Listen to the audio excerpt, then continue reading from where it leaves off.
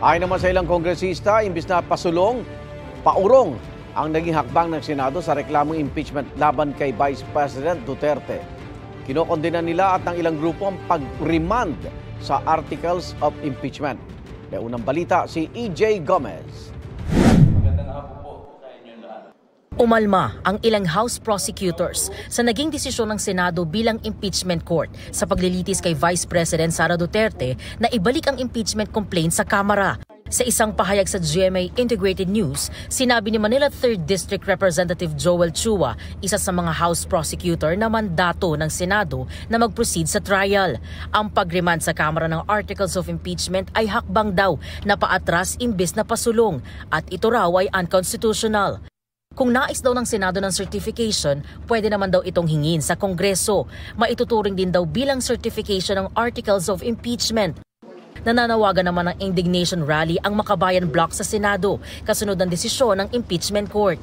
Binatikos naman ng ilang grupong nag-vigil sa labas ng Senado ang desisyon nitong ibalik sa Kamara ang impeachment complaint.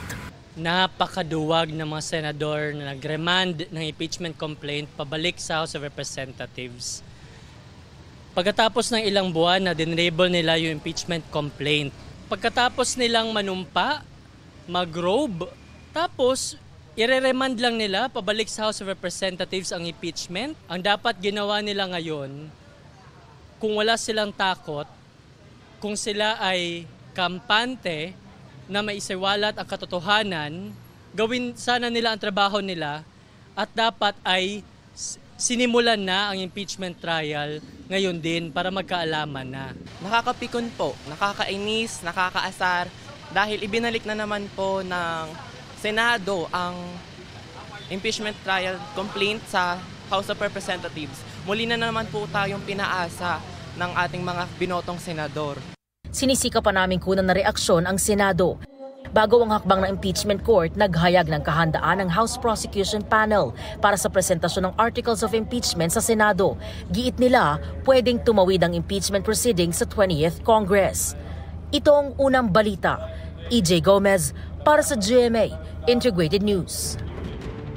Igan, mauna ka sa mga balita, mag-subscribe na sa GMA Integrated News sa YouTube para sa iba't ibang ulat sa ating bansa.